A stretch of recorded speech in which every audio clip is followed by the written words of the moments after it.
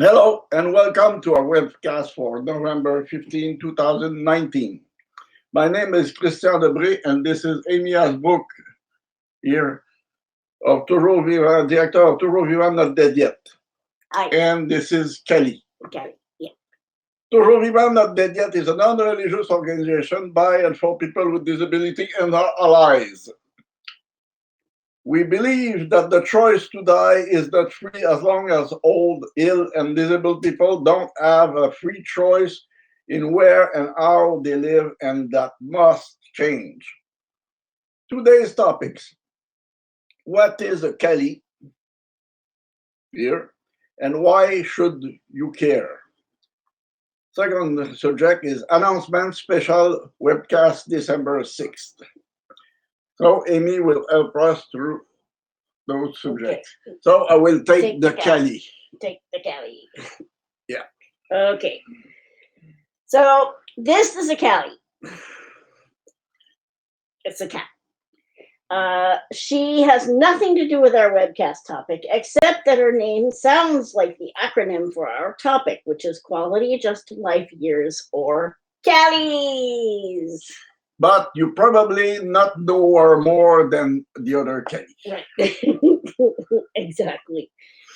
QALYs are one tool used in health technology assessments, which is defined in a Canadian report as the, quote, systemic and unbiased question mark evaluation of the efficacy, cost effectiveness, and socioeconomic consequences of drugs, devices, therapies, diagnostics, and healthcare systems. QALYs are part of the process for calculating if a medical intervention is cost effective. So this is the same effect as discount. Yeah. Input, output. Yeah. The Partnership to Improve Patient Care in the United States reports that healthcare spending as a percentage of the United States gross domestic product has increased from 10% in 1984 to 18%, or $3.2 trillion, that's trillion with a T, in 2015. The Canadian Institute for Health Information estimates Canada will spend $264 billion, which is about right, because Canada's about 1/10 the size of the United States, on healthcare in 2019, or 11.6% of GDP. So a smaller percentage, less money. Yeah. The National Council on Disability, or NCD, explains that QALYs try to measure both how long a treatment extends life and how it affects a person's health-related quality of life, or HRQOL. While it's pretty easy to figure out if a treatment extends life, measuring its impact on quality of life is more complicated.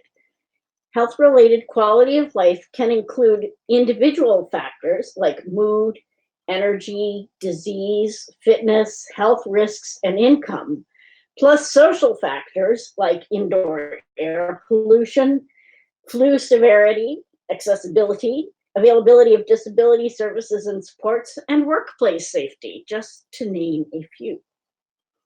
So, QALYs use a mathematical formula to express quality of life as a single number, even though it is affected by a wide range of problems, medical interventions, and outcomes.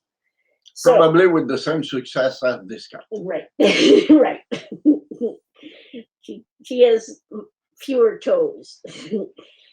So while it would be possible to compare the impact of quality of life of chemotherapy versus radiation as treatments for cancer, that would be like comparing apples and oranges. It's much harder to compare chemotherapy for cancer against surgery to repair a cleft palate. That would be more like comparing apples to dancing, not even the same part of speech. The QALY relates to excuse me. This QALY relates to us. Yes, she's related to us. The QALY rates the value of life with a disability as a percentage of the value of life without a disability. Hint, it never comes out to more than 100%.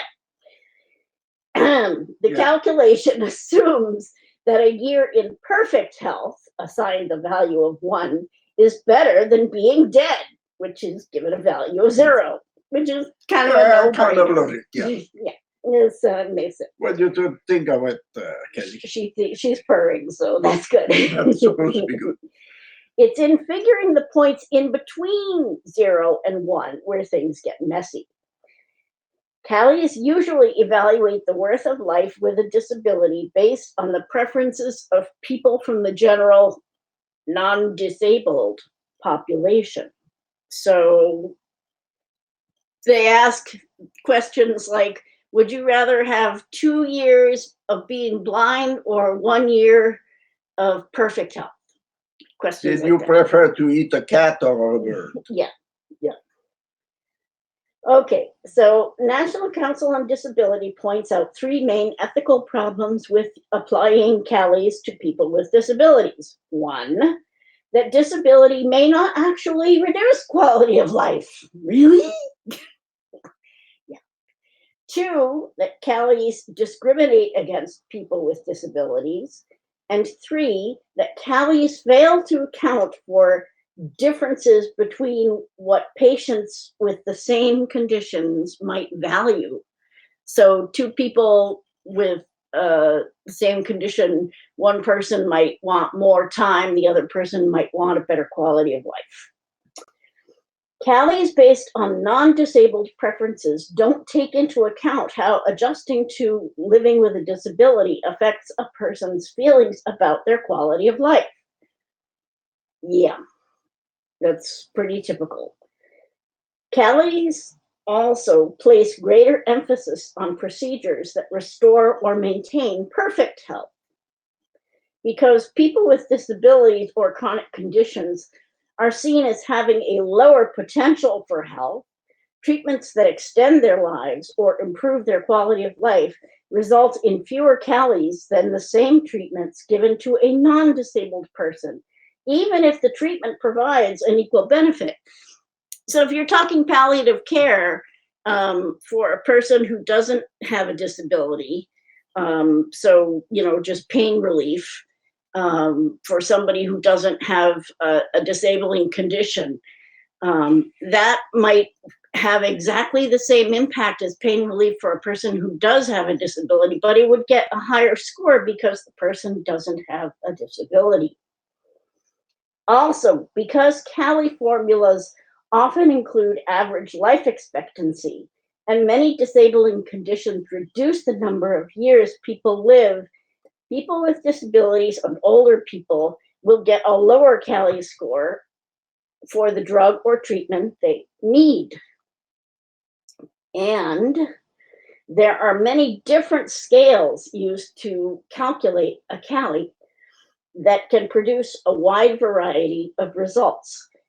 A study of how patients rated the value of hip replacements compared 4 QALY scales, which yielded 4 different results, from 0.10 to 0.22, so more than twice the value. Since the proof of a scientific theory is generally based on whether results can be reproduced, it would be a stretch to say that the calculation of the QALY is scientific. That'd be quite a stretch. Oh, yes. Yeah. Okay. Single number scores do a poor job at pinpointing what people want. As the Partnership for Improved Patient Care noted, an intervention that restores a patient to full health for 1 full year might be assigned a QALY score of 1. At the same time, a different intervention that provides 2 years of moderate health would also get a score of 1. Yet, they're very different outcomes. Oh, yes. Yeah. So, okay. That's a little about the QALY. In 1990, the Oregon Health Services Commission used QALYs to rank the relative value of healthcare condition treatment pairs. So, you have a condition, you get a treatment. and they rated different pairs of those to determine what services would be covered by government-funded health insurance, in this case, Medicaid. The final recommendation included some strange priorities. For example, tooth capping ranked higher than emergency appendectomy. Odd. Yes. Yeah. More than odd. Yes, very strange. In 1992, the Federal Department of Health and Human Services rejected the proposed list because it discriminated against people with disabilities in violation of the Americans with Disabilities Act. However, according to the PIPC white paper, Oregon continues to use a modified priorities list that does take cost and cost effectiveness into consideration. So essentially, they toned it down, but they're still doing it. Because of problems with QALYs, the Patient-Centered Outcomes Research Institute, or PCORI, in the US is prohibited by law from using $1 per quality adjusted life year as a threshold to establish what type of healthcare is cost effective or recommended.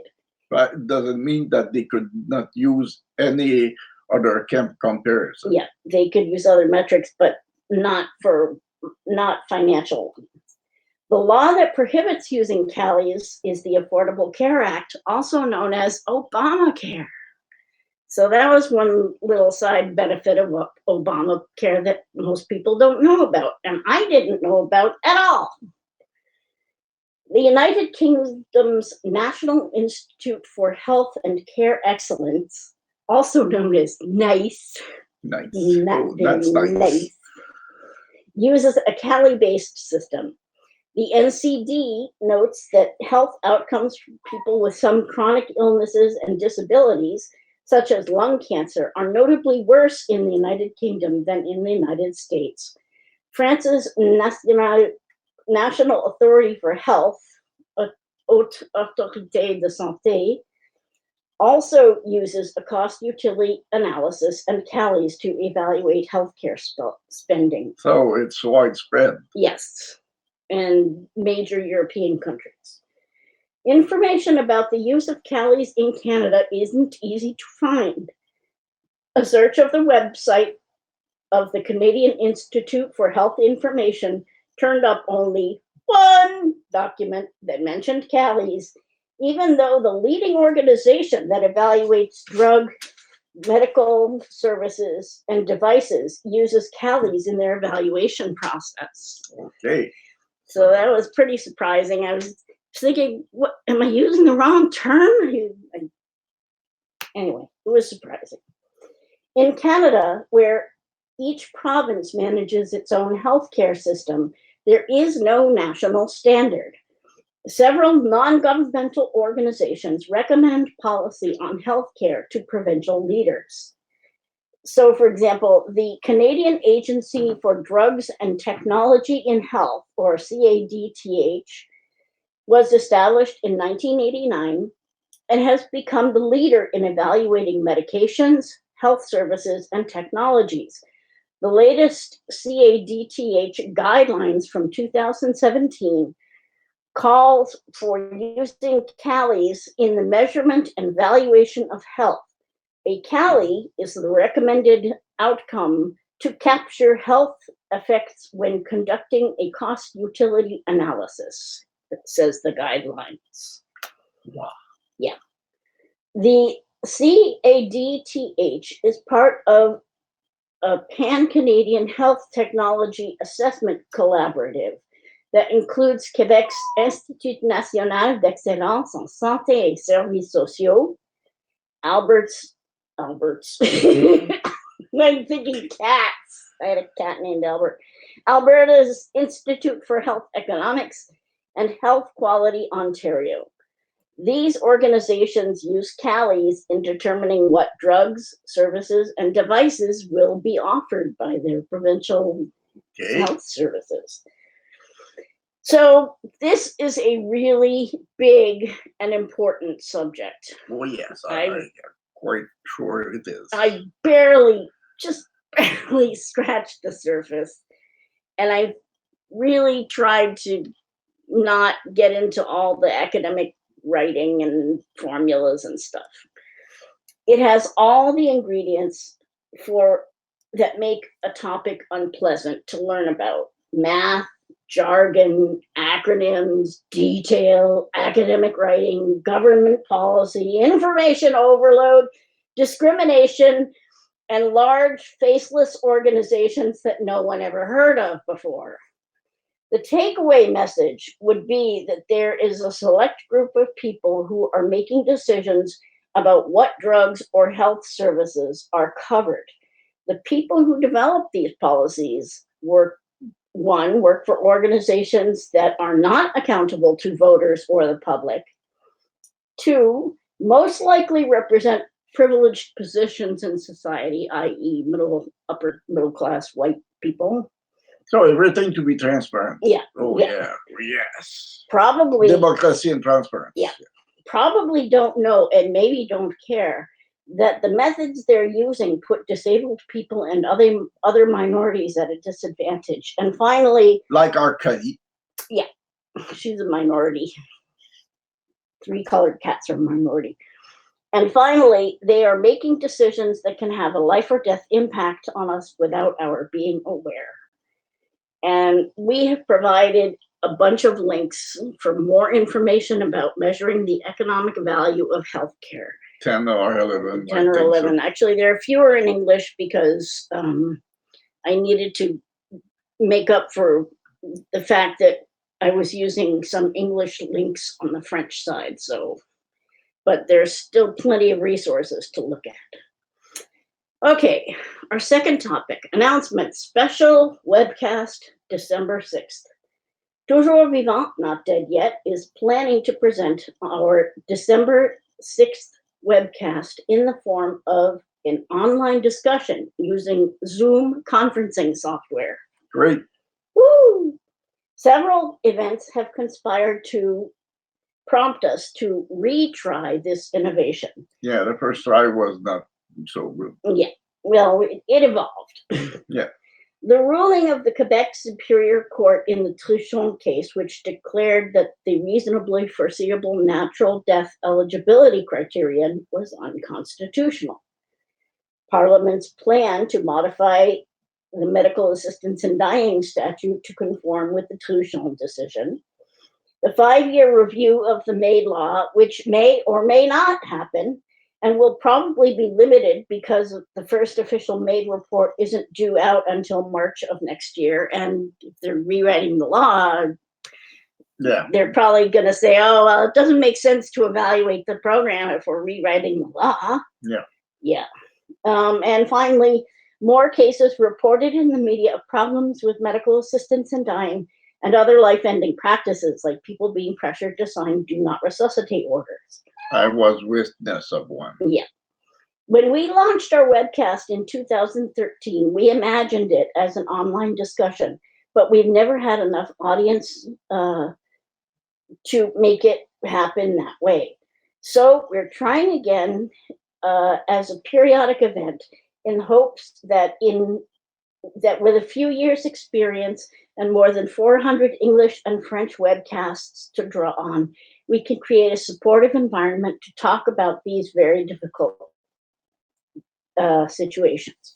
And details will be coming soon, like next week, for example. So if you want more information about the topics that we discuss here, you can visit our Facebook page at facebook.com/toujours vivant, not dead yet, all one word. Our website at tvndy.ca.